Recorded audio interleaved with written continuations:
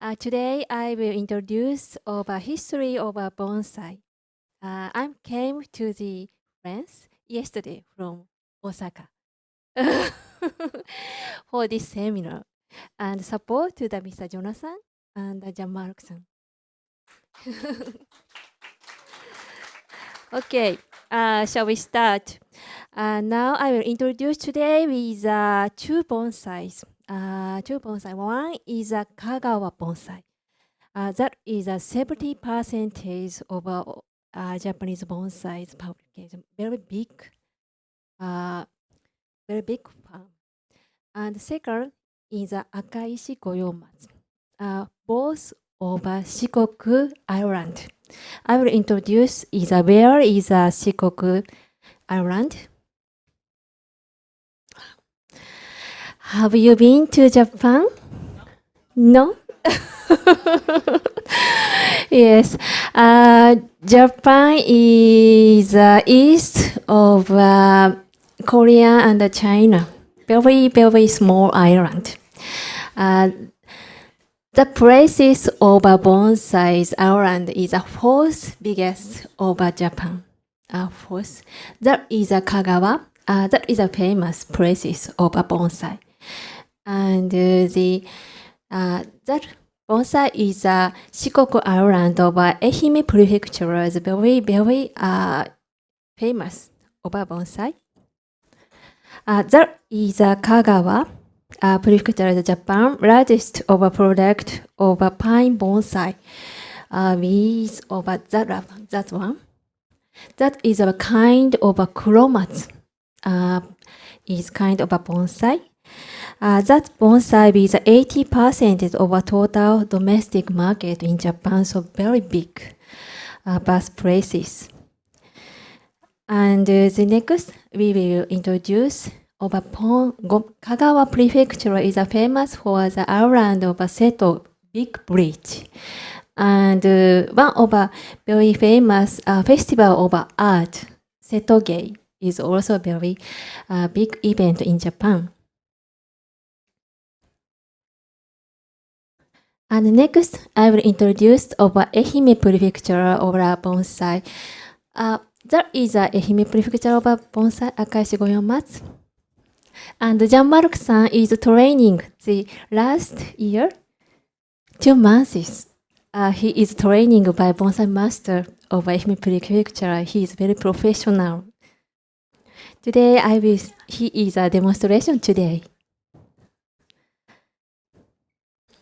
And this Akaishi Goyomatsu is a type of Goyomatsu. What is a Goyomatsu? Seeding a Goyomatsu. History of Akaishi Goyomatsu I will introduce to you. 日本語でいいですか?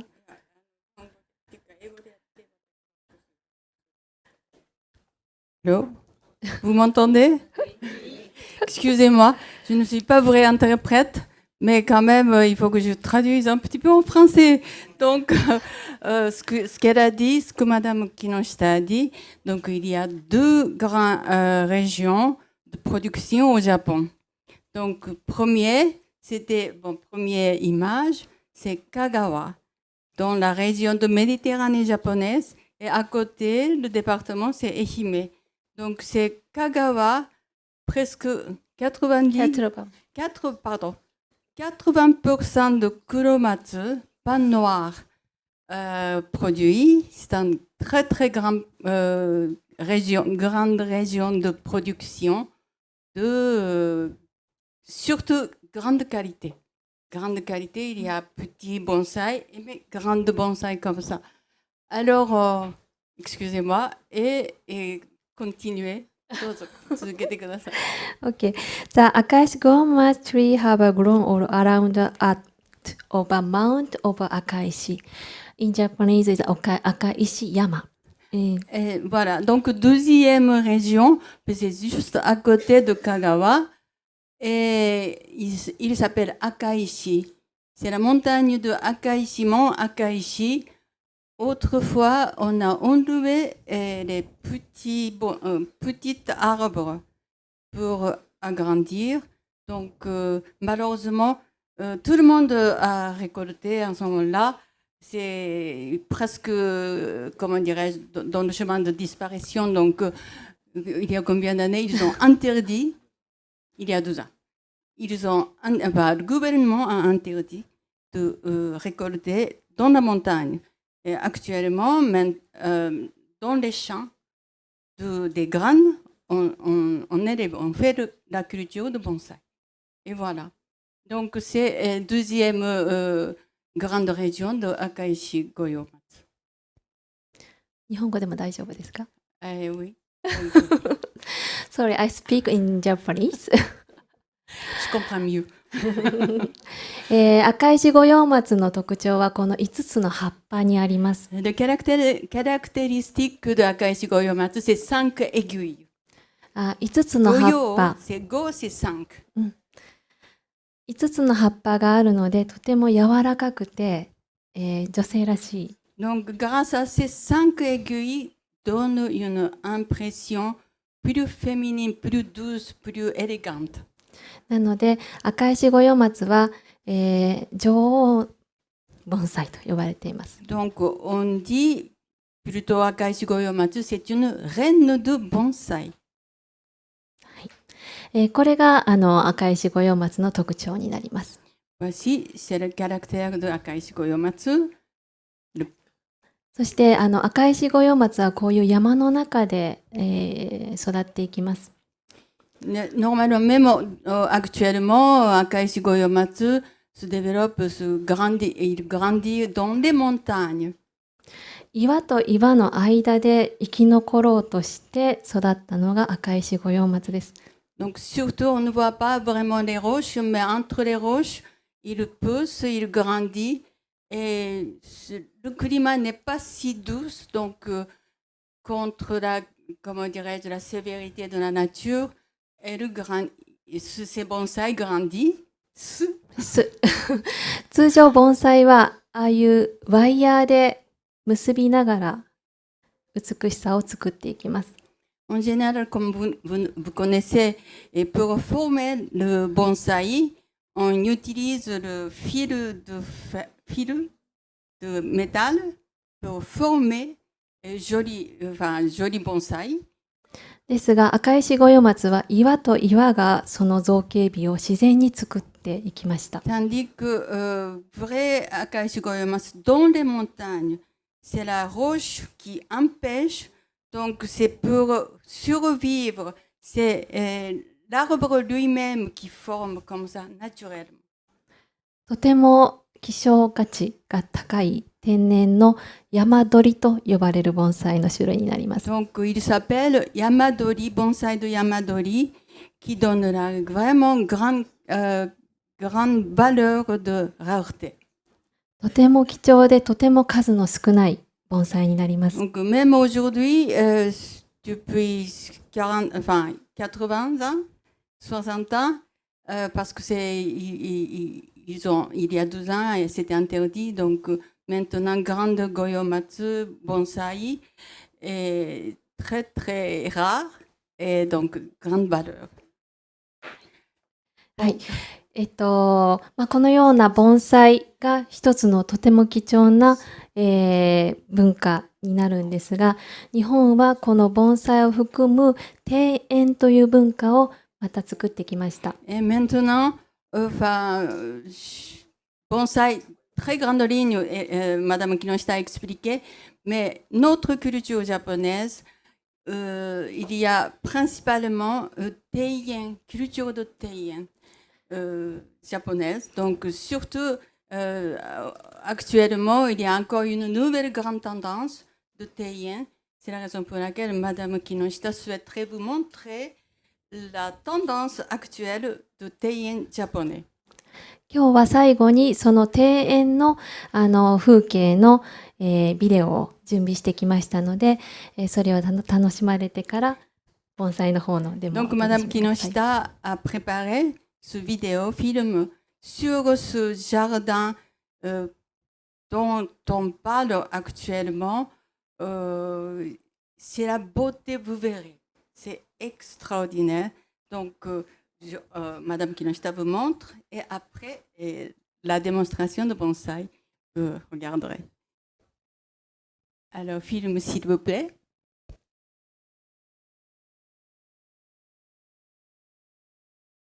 Il s'appelle Bijutsu Museum Adachi.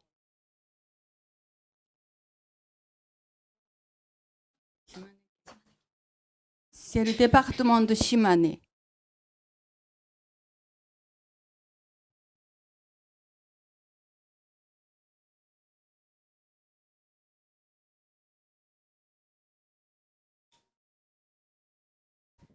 これは、足立美術館島根県で最初の風景は春の風景になります。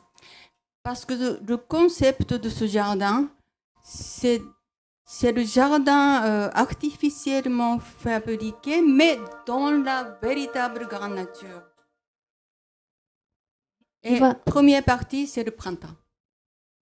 これは錦鯉と呼ばれる日本のお魚です。Et ce sont des carpes que vous connaissez bien. Et c'est les carpes japonais. 山の形、空の色、岩、すべてがデザインされています。La forme de montagne et la forme de roche. 何？岩と、木々の角度がすべて庭師で。Et puis l'angle des arbres. Tout ça, c'est planifié, même y compris les formes naturelles de la montagne. ここからが夏の風景。À partir de là, c'est la scène d'été.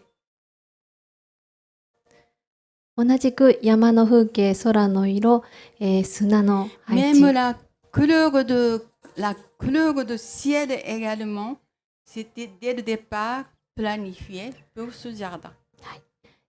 秋になると緑から赤い紅葉の季節になります。Effectivement, tous les feuillages ont rougi.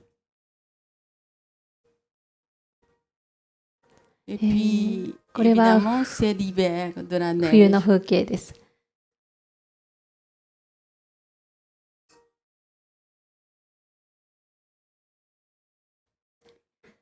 たくさんの盆栽に囲まれた庭になります。Il y a beaucoup de bonsaïs que vous trouverez. ぜひまた本物を見に日本にもお越しください。Et alors, pour absolument voir votre propres yeux, on vous attend au Japon.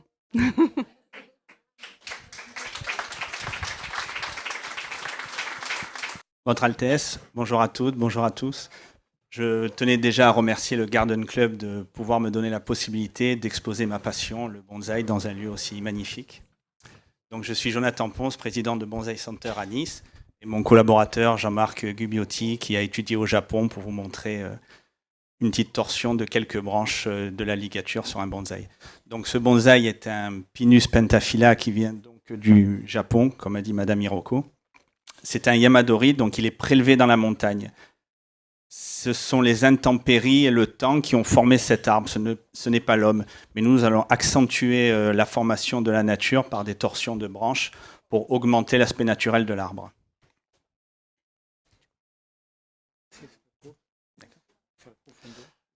Donc en premier, il va ligaturer ce plateau, donc il va utiliser du fil d'aluminium cuivré pour augmenter la profondeur de l'arbre. Cet arbre a un aspect naturel, donc c'est un Yamadori, il a été prélevé dans la montagne. Comme l'a dit Madame Kinoshita, actuellement il est interdit de prélever en montagne au Japon parce qu'il y a eu trop de prélèvements par le passé, c'est devenu patrimoine du Japon, on n'a plus le droit de prélever. Et ce bonsaï a été prélevé il y a une dizaine d'années au Japon et il a actuellement 60 ans. Donc il passe du fil d'aluminium cuivré tout autour de la branche. Il faut bien serrer, il y a des saisons pour le faire. Actuellement, nous pouvons encore le faire car il ne fait pas trop chaud, mais l'été, on ne pourrait pas procéder à ce genre d'opération car la température est trop élevée et le bonsaï peut se fatiguer. Le fil reste à peu près 3 mois en place, mais c'est plus une observation de l'arbre. Dès que la branche commence légèrement à gonfler et que l'écorce commence à gonfler, nous retirons le fil. C'est un éternel recommencement, c'est pour ça que le deuxième nom du bonsaï, c'est sculpture vivante, parce que le bonsaï a tendance à pousser, les végétaux ont tendance à pousser vers le haut, et nous rabaissons les branches pour avoir un aspect plus naturel, comme si la neige avait fait son travail et que les branches allaient vers le bas. Plus vous vous rapprochez de la nature, plus l'arbre est parfait. Donc le but des bonsaïs, c'est de se rapprocher le plus possible de son grand frère dans la nature, sans que la main de l'homme se voie trop.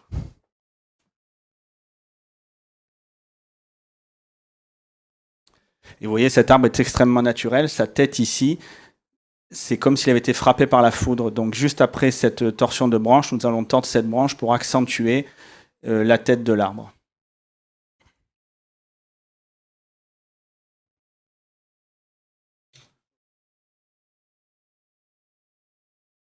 Cet arbre est très beau car l'écorce est très fine et on dirait un arbre de l'arrière-pays monégasque ou niçois naturel.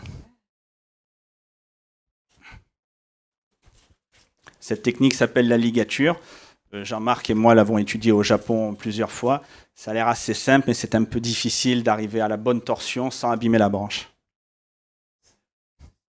Parce que si vous la tordez trop, elle craque et après nous ne pouvons plus la rattraper. Donc il faut vraiment la tordre délicatement. Et je compte sur Jean-Marc pour la tordre délicatement. Donc ça, c'est une partie esthétique. Il y a plusieurs parties dans le bonsaï. Il y a une partie entretien. Donc la ligature ne sert pas pour l'entretien, sert seulement pour l'esthétique. C'est pour ça qu'on appelle ça sculpture vivante, parce qu'on ne fait que les former pour avoir comme un petit tableau en miniature.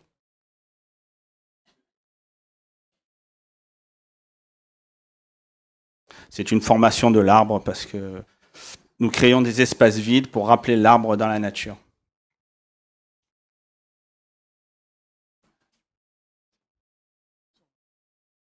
Et la ligature qu'il pratique a une fonction donc esthétique, mais aussi une fonction sanitaire. Comme il abaisse les branches, le soleil repasse sur les branches plus activement et le feuillage est décalé. Donc de nouveaux bourgeons apparaissent et l'arbre est de plus en plus touffu. Plus vous le travaillez, plus vous le taillez, plus l'arbre est touffu. Plus vous le laissez sans le tailler, plus l'arbre perd de ses aiguilles parce qu'il ne fait que pousser en hauteur et après il perd de sa splendeur. Cet arbre a eu 10 ans de formation au Japon avant de venir dans notre magasin l'année dernière. Et il a été prélevé dans la nature il y a à peu près une vingtaine d'années.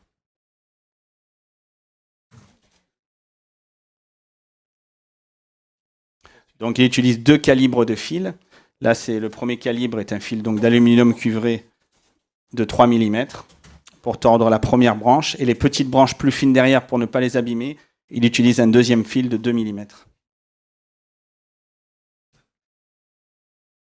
Donc le but, c'est de ne pas croiser les fils pour ne pas mettre beaucoup de fils. Il faut en mettre le moins possible et arriver à tordre les branches le mieux possible avec le moins de fils possible. Donc là, il a pratiquement fini de passer le fil sur la première branche.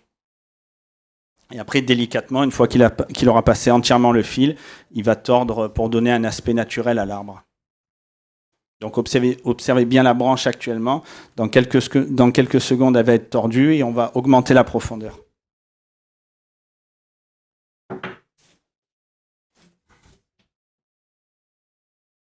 Pour pratiquer cette opération, l'arbre doit être en très bonne santé. Ça fait 2 ans que nous l'avons, pardon. Et ça fait 1 an que nous mettons de l'engrais. Nous avons changé le substrat l'année dernière, mis un nouveau pot pour augmenter la force de l'arbre, pour pouvoir accepter ce genre de ligature. On ne peut pas faire un travail esthétique sur un arbre fatigué. Donc il y a quand même 1 an de préparation avant de pouvoir faire cette opération d'une dizaine de minutes. C'est pour ça que le bonsaï, c'est une autre échelle de temps. Alors cet arbre a 60 ans, à l'échelle humaine ça paraît beaucoup, mais à l'échelle d'un arbre il vit à peu près 2000 ans, donc c'est très peu pour lui, il est à peine au début de sa vie. Moi le bonsaï le plus vieux que j'ai eu la chance de voir c'était au Japon, il avait 2200 ans.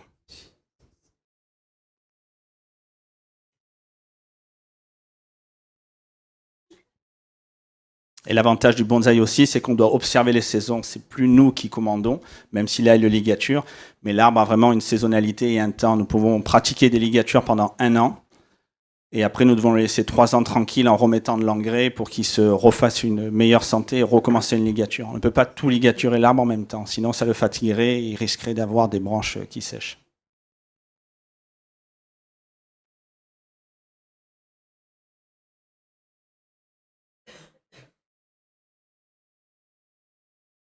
Voilà, là il a fini de placer le fil, il va commencer à les tordre. Donc il faut que les entrenoeuds des fils soient à peu près équivalents. Il ne faut pas trop serrer l'arbre pour que la sève continue à circuler, mais que ça ne soit pas trop lâche. Donc là, il est en train de le tordre délicatement sans que ça craque. Enfin, j'espère. Voilà, donc là, si vous regardez, bien sûr, c'est une torsion légère, mais c'est pour augmenter la profondeur et faire que les branches descendent vers le bas, comme si le poids de la neige l'avait fait descendre vers le bas. Et vous observerez, grâce au bonsaï, vous aurez un œil différent sur la nature. Quand vous baladerez dans l'arrière-pays, vous verrez des arbres qui peuvent ressembler à un bonsaï géant. Et c'est un peu le but du bonsaï, d'avoir un autre regard sur la nature.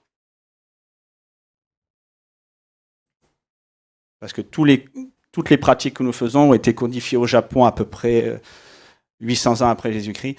Et ce sont des codes naturels. C'est l'observation de la nature qui a fait que maintenant on doit ligaturer pour que l'arbre ressemble le plus possible à un arbre dans la nature. Voilà, donc là il a légèrement tordu, tout à l'heure c'était un peu plus droit, pour arriver à une profondeur. Maintenant il va écorcer ces deux branches, elles sont mortes naturellement, et il va faire ce qu'on appelle engine, donc il va rendre ces branches sans écorce et d'un aspect plus naturel, pas comme si elles avaient été coupées, pour ressembler un peu à la tête de l'arbre. On dit que ce sont des marques de vie dans un bonsaï. Comme ici, ça a été fait précédemment au Japon, ou ici, c'est pour avoir l'arbre un aspect plus naturel. Comme dans la nature, souvent, il y a des branches cassées par les animaux, les intempéries. Nous devons retracer ça sur un bonsaï. Donc là, il le tourne, il va procéder avec un outil, une pince, à l'écorçage et à une formation plus naturelle pour arriver à ce genre de schéma. Donc là, ces branches sont mortes il y a 1 an. Nous pouvons pratiquer à ce genre d'opération. Donc il les coupe d'une certaine longueur parce que dans la nature, les branches cassées, qui s'appellent des jin en japonais, sont toujours courtes sur les pins. On ne peut pas avoir une longue branche cassée parce que ça n'existe pas. Donc toujours pareil, on se rapproche le plus possible de la nature. Donc là, il prend un outil qui est un peu dangereux, ça s'appelle une gouge, et il enlève l'écorce pour arriver à un aspect naturel.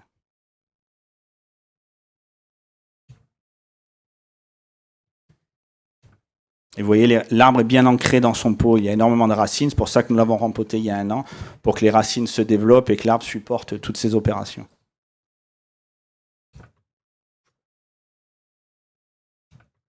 Voilà, je l'aide légèrement, je tiens l'arbre pour qu'il puisse bien le tirer.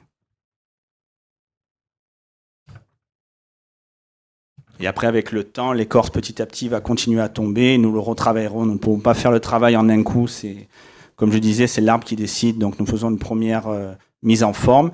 Et selon l'acceptation de l'arbre de cette mise en forme, nous recommencerons dans 3 mois ou dans 6 mois.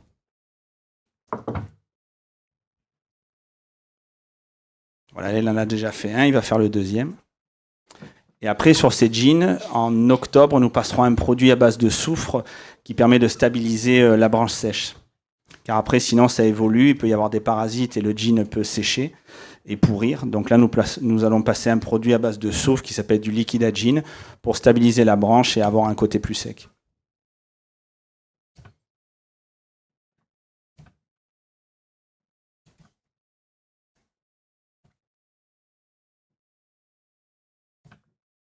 Et donc toutes ces techniques, nous les avons apprises au Japon dans les pépinières de Akaishi Goyomatsu.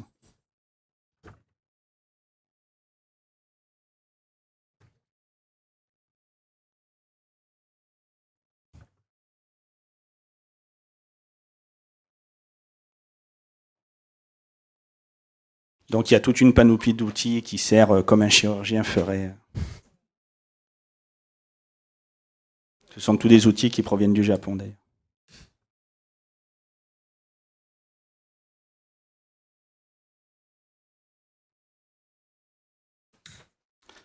Voilà, donc là, il vient de procéder à un jean. Nous le peaufinerons plus tard parce que nous avons peu de temps et il faudrait des heures pour finir car le bonsaï c'est très long.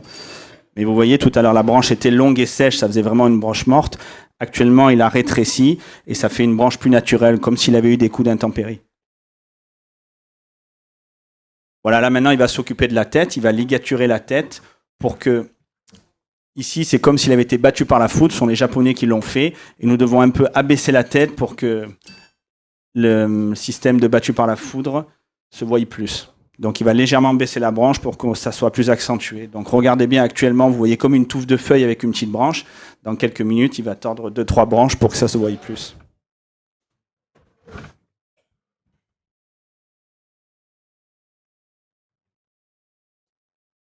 Donc toujours pareil, il va prendre du fil d'aluminium de plusieurs diamètres et il va le passer autour de l'arbre délicatement sans casser la branche. Et si vous regardez bien, l'arbre a plusieurs plateaux, plusieurs étages. Donc le but de la ligature, nous n'allons pas finir l'arbre aujourd'hui parce qu'il faudrait des heures et des heures. Et je ne veux pas abuser de votre patience. Mais il faudrait tordre toutes ces branches pour arriver à une sorte de symétrie de l'arbre et comme des plateaux directifs. Et le but du bonsaï, c'est de créer énormément d'espace vide pour avoir l'œil qui se perd un peu dans l'arbre. Si nous ne faisons pas ce genre d'opération, il y aurait une branche ici, une branche ici, une branche ici, et l'arbre serait extrêmement touffu, il ressemblerait plus à une plante verte qu'à un bonsaï.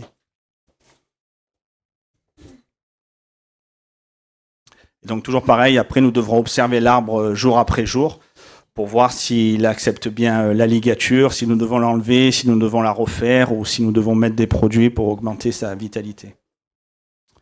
Donc le bonsaï, ce n'est pas difficile comparé à ce qu'on pourrait croire, mais c'est énormément d'observation. Pareil pour l'arrosage, nous arrosons très souvent, mais on ne peut pas donner de périodicité comme une fois par semaine ou quelque chose comme ceci. Cela dépend beaucoup du facteur temps. Donc actuellement, nous avons un temps mitigé avec pas mal de chaleur et pas mal de vent. Nous arrosons énormément. Il se peut que la semaine prochaine, il recommence à pleuvoir, nous arrosons moins. Donc le but du bonsaï, c'est de chaque jour observer l'arbre pour savoir de quoi il a besoin. Donc c'est une attention de 5 minutes par jour, pas plus, mais il faut pouvoir le faire. Chaque jour est différent dans le bonsaï. C'est un peu comme quelqu'un qui fait un potager. Chaque jour, il descend voir son potager et tous les jours est un jour différent.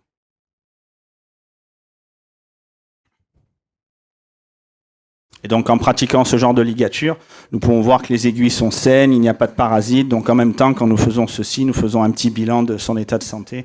Là, il est en pleine santé. Ça, ce sont les vieilles aiguilles de l'année dernière. Et ça, ce sont les jeunes pousses. Dans quelques jours, ces aiguilles vont tomber et celles-ci vont être remplacées et vont redonner des jeunes pousses qui vont donner les futures aiguilles.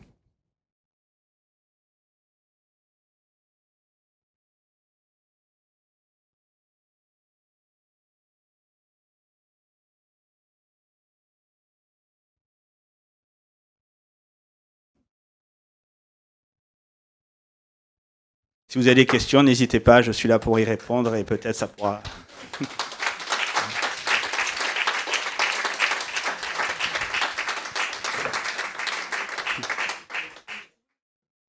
Bien sûr, madame. Parler d'opération et de ligature. Donc, est-ce qu'il souffre? Alors, c'est subjectif parce qu'on n'est pas encore dans la conscience des végétaux, mais on n'est pas vraiment dans le métabolisme de l'arbre, mais s'il souffre vraiment, la branche sèche. Donc, si nous faisons une bonne opération sans problème, la branche ne sèche pas et il ne souffre pas. Après, le fil de fer... Dans 3 mois, c'est du fil d'aluminium. Dans 3 mois, nous allons l'enlever et il aura pris sa forme.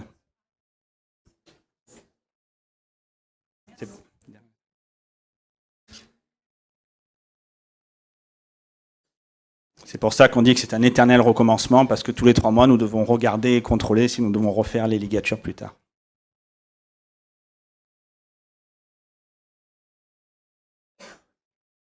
Quelqu'un d'autre a des questions?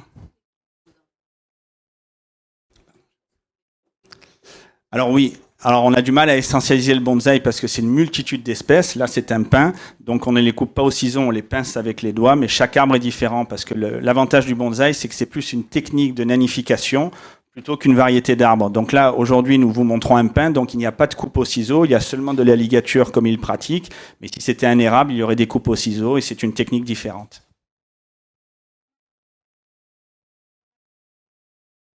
Pour l'arroser. Donc comme je disais, c'est une... Comment arroser? Oui, j'avais compris.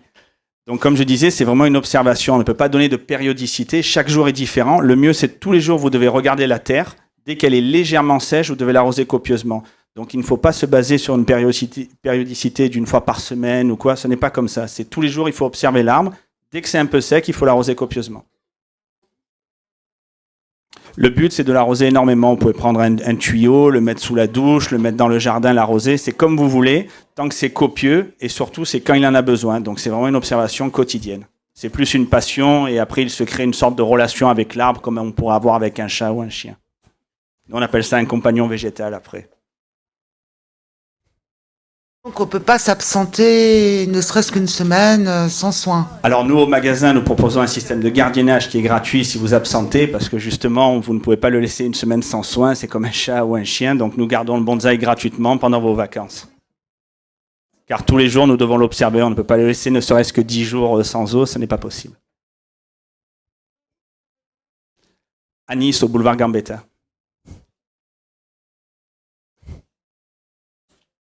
Et le bonsaï suit toute une vie. Parce que comme je disais, cet arbre a 60 ans, à l'échelle humaine, ça paraît beaucoup, mais l'arbre peut vivre à peu près entre 2000 et 2500 ans, un pin, donc il va vous suivre toute votre vie. C'est un héritage, et même c'est beaucoup d'histoires. Je vais vous raconter une anecdote. L'autre jour, j'étais à la boutique, il rentre une dame d'une 50aine d'années avec une jeune fille de 20 ans, et son bonsaï dans la main, et tout à coup, elle s'est mise à pleurer. Donc sa fille a dit « Qu'est-ce qu'il y a, maman? Qu'est-ce qui t'arrive ?» Moi, j'étais un peu apeuré. Elle a dit non, ça me fait bizarre parce que quand je suis venu acheter le bonsaï, tu avais 6 ans, tu me tenais la main. Et aujourd'hui, je viens le faire tailler par monsieur et tu t'en vas avec ton chéri. Bon, elle disait que c'était la norme des choses, elle voulait pas garder sa fille pour elle, mais elle disait que ça me fait tout bizarre parce que je me rappelle quand tu étais toute petite à me tenir la main et maintenant tu pars de la maison. Et c'est toujours le même bonsaï. Donc c'est pour ça que je dis qu'il se crée une sorte de relation particulière entre le bonsaï et son propriétaire. Ça signifie donc que le bonsaï, on ne peut pas partir de zéro.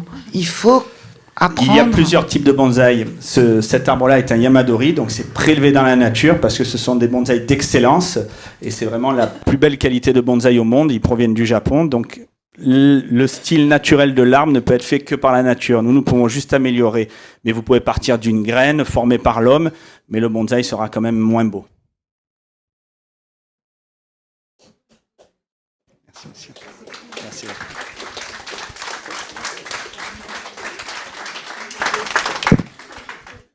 Je vous remercie.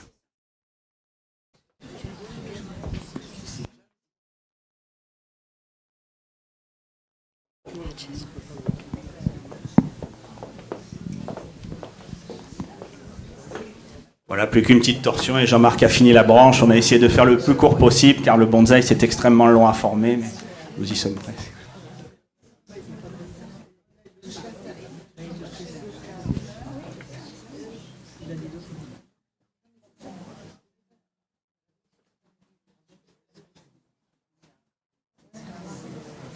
Voilà.